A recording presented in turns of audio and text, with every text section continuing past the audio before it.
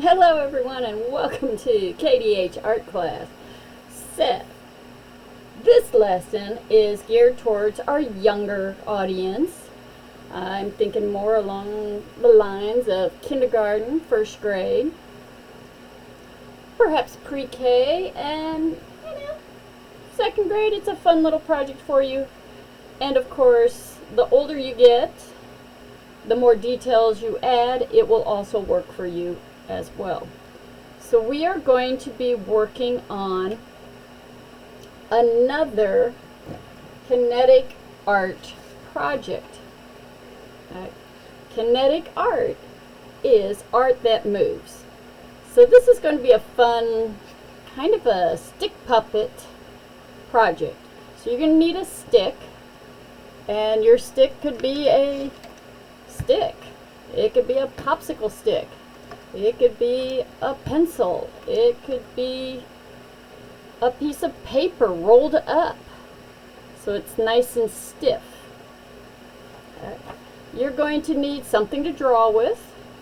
I recommend starting out with pencil, and then we can always darken it up with the marker.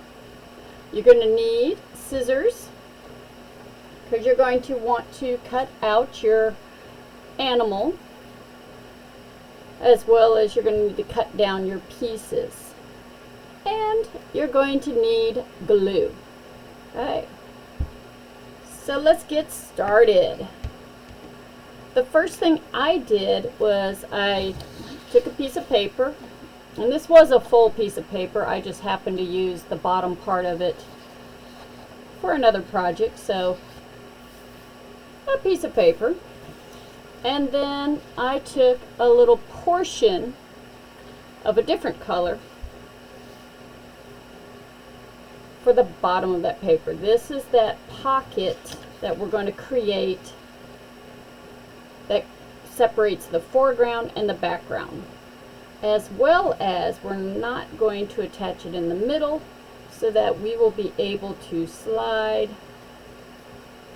when it's over this way. We're going to be able to slide our little puppet person in the middle. So I'm going to take my smaller piece and my larger piece. You can line them up if you want. I'm going to stagger them a little bit. And I'm just going to do a little bit of glue on each side of my bottom paper. You don't need much. And then I'm going to attach my top piece. Again, we did not glue in the middle because we're going to want to put something to slide around. That's going to turn this artwork into a moving art piece. It's also a great way of teaching foreground and background. Foreground is what's in the front. Background is what's in the back or behind your subject. Alright, as this is drying, we're going to go ahead and get started. The first thing I'm going to need for any students of mine to do is on the back of your paper, and I should have done this before we turned it over, I want you to go ahead and make sure that you put your name. Right. Put down your teacher's name. Okay. The date. And the date is for mom. Right. And lastly, I have a secret code that I have all my students learn. It is the first letter of the color of their table, be it R for red or B for blue, and what number they sit at. And they either sit at 1, 2, 3, or 4. I've only had a few classes where I needed a 5th number at each table, but they know their code. Parents, I recommend at least the name and the date, because you're going to probably want to remember this project when they did it, you know, so that down the line it's like, oh look, oh my gosh, that meant you were in kindergarten when you did it, or you were in first grade when you did this. The next thing you're going to need is you're going to need a paper to draw your animal on. It can be any color, but I basically just took a leftover piece and cut it in half, so it was almost a half a page, and then I cut it so that it fits. Alright, this way when I attach my animal to the stick, it'll be able to move around. I could even go smaller. Okay. It's up to you at that point how large or small your animal is going to be. Remember, we're going to glue it on to our stick. The stick is going to go in between the foreground and the background, and it will be able to move around our art piece. Okay, not ready for that, not ready for this. We are going to focus on our background. So you get to use some colors, whatever colors you want to use, and you could use colored pencils. And I'm just going to be drawing the grass. These are the grasslands in Africa. The plains, as you will probably know. This is where the lions like to hide out, and the cheetahs. And you notice I'm not doing them perfectly straight. I'm curving them. And then I'm curving them so they kind of crisscross on top of each other, and going in different directions. Now, I'm going to get another color, and we're going to blend a little bit. So this is a light green versus the dark green. You do not have to get this fancy, but it's a neat way of creating more realism in our drawings, simply by changing colors and almost doing the same thing. Again, I didn't try and line up, I went in different directions. So I have two different greens there. Okay, we're ready to move on to the tree. The tree, you can use pencils, crayons. I think I'll focus on markers this time. Okay. And I'm going to draw my tree on one side. Okay. I'm not going to do it in the middle. Okay. So I'm not going to do a straight line. I'm going to give it a little bit of a slow worm-like curve. This is just a smooth, wavy line, not wiggly, just calm and movement.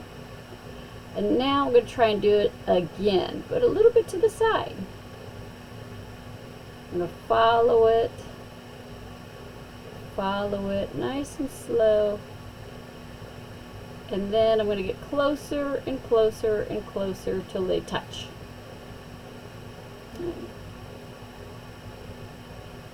Pretty good.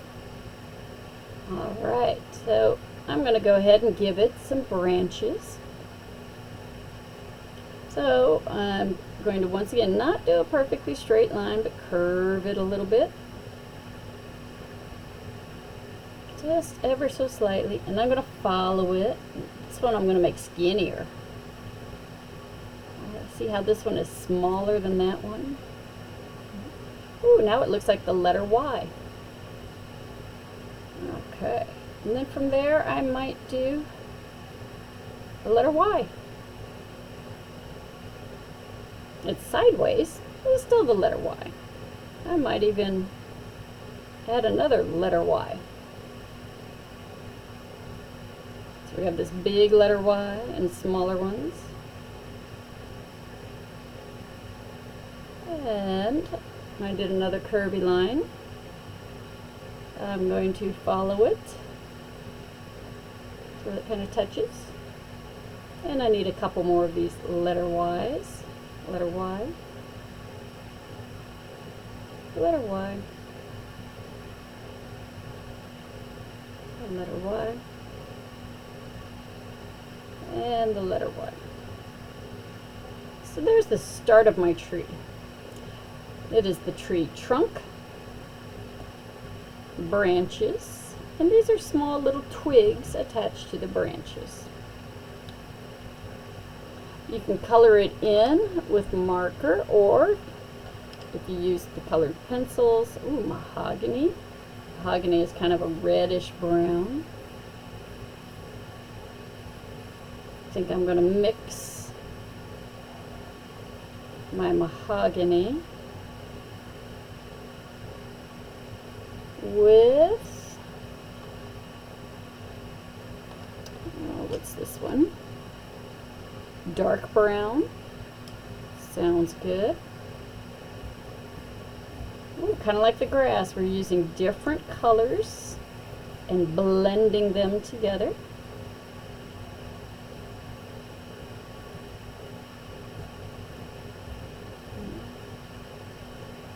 Put it on here, and I'm not worried about covering the whole thing.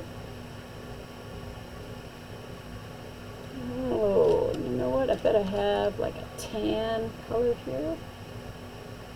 Ooh, this one's called metallic orange.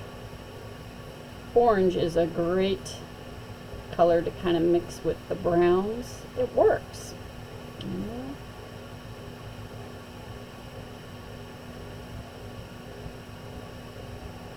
Okay.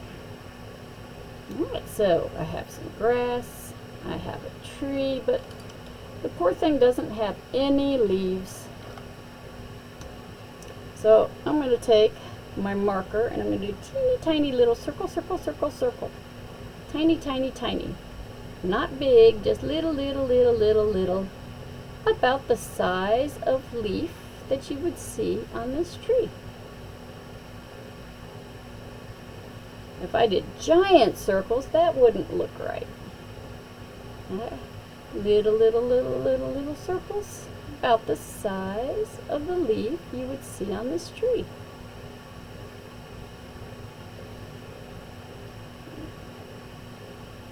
And at my next Y, little circles. Little, little, little, little circles. So we're creating the texture that looks like leaves. I'm not coloring it in, not scribble scrabbling. Circle, circle, circle. Tiny little circles. I'm going to make these leaves touch those leaves, even though they're attached to this letter Y.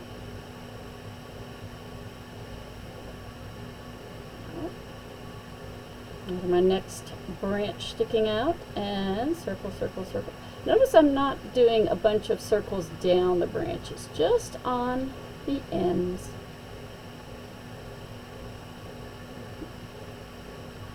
Okay. Circle, circle, circle, circle.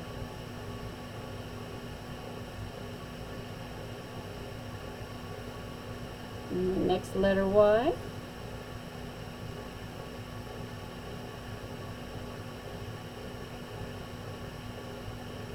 And my next letter Y. Falling off the page creates interest. Something under my paper here. It's going to make a bumpy spot. And circle, circle, circle. And this is going to take practice. Okay. It's still pretty empty around here. So I think I'm going to, grab a color, whatever color I want. And, let's see, can you see that? Let me change colors and find something a little bit darker. Ooh.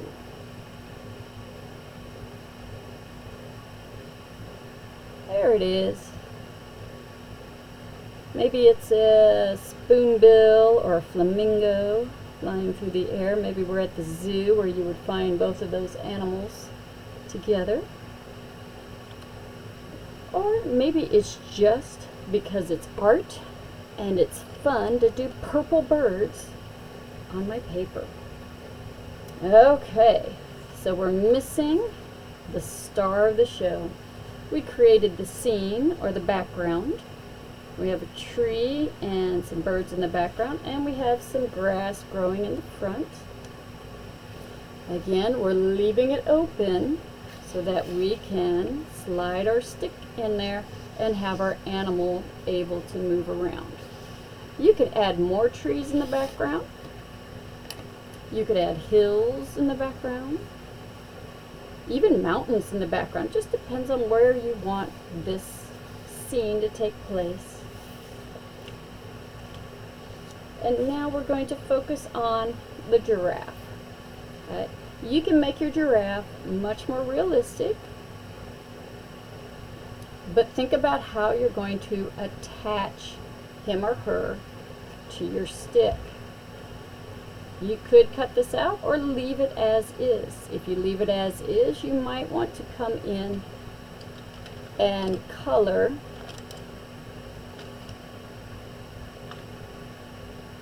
in between the legs the same color of your background. Or not. There are no rules in art. That's the fun. So you could do it realistic, but like I said, this is for our little friends that are still learning how to draw. So let's grab our pencil.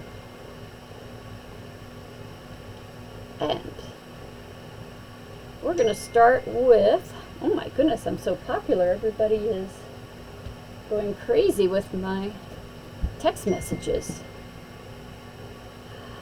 Okay, so I'm going to make an oval and in the middle of my paper. In fact, you're having a hard time seeing it, so let me switch to marker. Stay with your pencil. Ta-da! Now you can see it. Okay.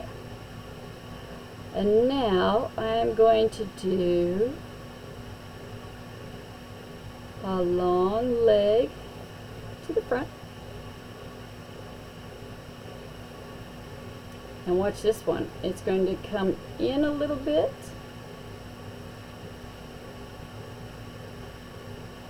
And out. So it's not perfectly straight. And if you want to do it straight, you can do it straight. That's up to you. I'm going to start at the bottom, touching, and then get a little bit bigger, and a little bit bigger, and a little bit bigger, like a triangle. Right. And again, start touching, and get a little bit bigger, and a little bit bigger, and a little bit bigger. And now we have the legs.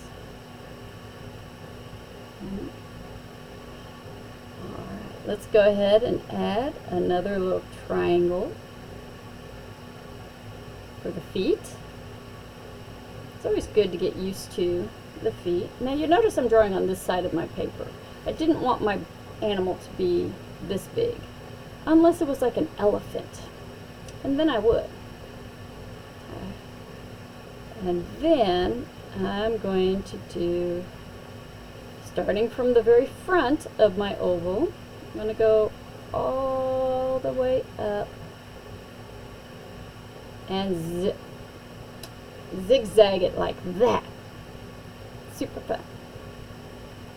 For the tail, it's going to come down, and then I'm going to add kind of like an oval at the end. Alright, back up here where we did the zigzag. I'm going to come up a little bit, and I'm going to go over the top,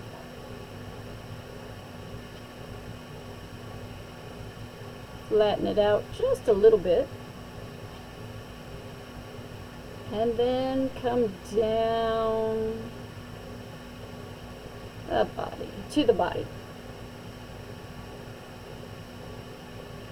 Already My smart students that know their animals see the long neck and the long legs, and they will, giraffe. Exactly.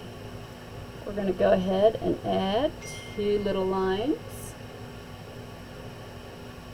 and an oval. I'm going to add one more, 2 little lines and an oval. No smiley faces. You're looking at the side of your animal.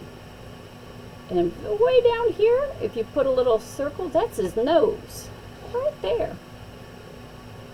And his mouth is under the nose, right there.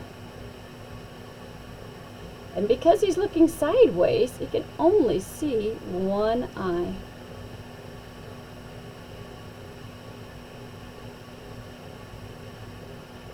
We need to add an ear.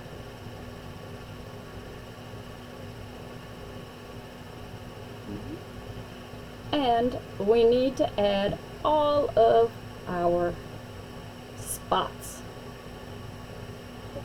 You can do them like circles. You can do them squares. You can do small ones, big ones. You do half ones. They look like a little rainbow on the side there. If you listen closely, you can hear my puppy dog having a great dream. I bet she's chasing squirrels and rabbits. She's 13. She can't chase rabbits and squirrels anymore. She'll bark at them, but she can't chase them anymore. She's too old. So she's dreaming about catching those things. Oh, the dreaming is over. She's back asleep again. Okay, hopefully during that time you got to put all of your polka dots in. Let's have fun coloring. My favorite part. Now, I don't follow the rules on what a giraffe looks like, and it drives my students crazy, but then they get excited. I like to do 3 dots. 1, 2, 3, and then change colors. Let's do orange. 1, 2, oh, I think I'll put this one on the leg. 3. Change colors. Ooh, blue. Oh, how fun. 1, 2, 3. Change colors. Pink.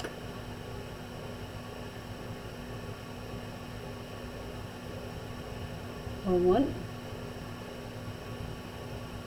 2, 3. Change colors. What else do we have? Red.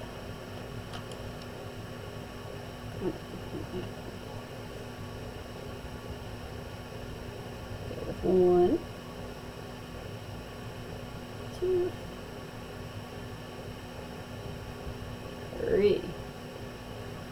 Change colors. Did I do purple yet? Let's do purple.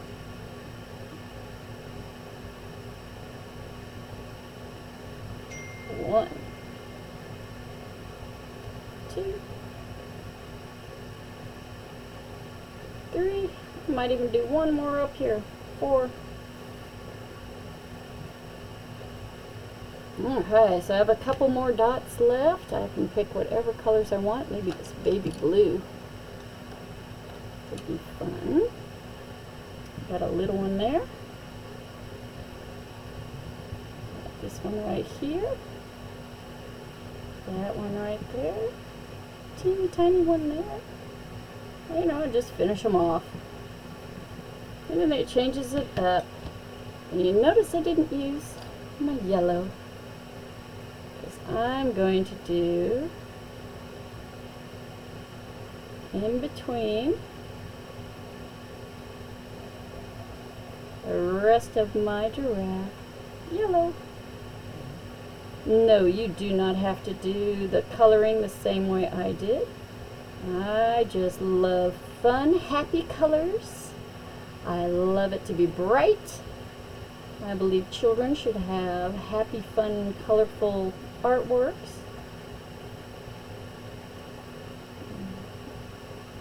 But they are always free to make it as real as they like.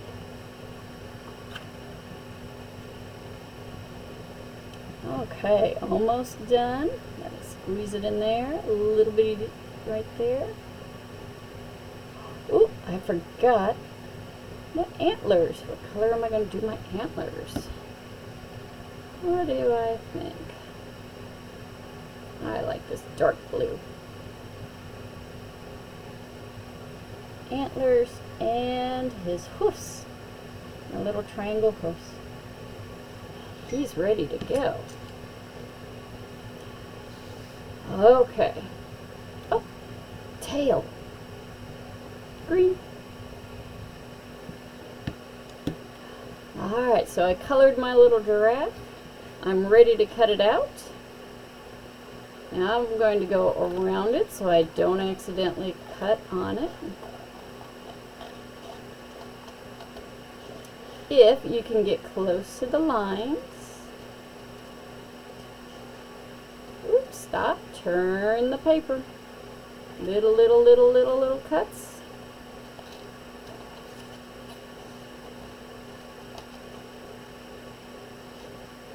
Now you notice for my little ones here, I am not trying to get into those little bitty spots. Just going around. Because they're still developing those pinching skills. In fact, I'm going to get the rest of that paper out of the way.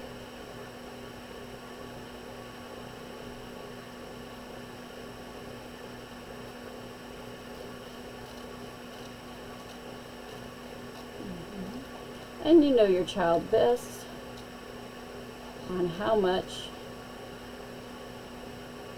they can cut off or not. Okay, so we get the idea. And there he is. Let's bring our background back here. Now, something I was saying earlier, you can take one of the colors.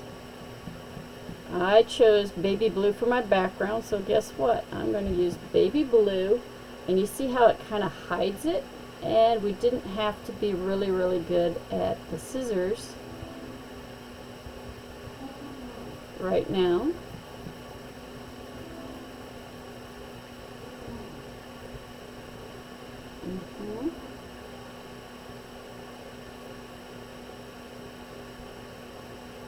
And in between. Now, even though I'm pretty sure your children can cut space out in between the legs, I left it for a reason, to glue my stick on. Here's my stick. I am going to, just at the very top, kind of like where the fingernail would be if this was a finger, just a little bit. Yeah. Glue my giraffe onto my stick. 10, 9, 8, 7, 6, 5, 4, 3, 2, 1. Put my stick in between, and my kinetic artwork is moving along, telling its own story. You can make other characters and add it to your background. You could add more to your background. But no matter what you do, let your imagination take you as far away as you would like. Have fun creating, and I hope to see you soon. Don't forget to go to KDH Art Class and subscribe to my channel to find so many other fun and exciting projects to do. Bye.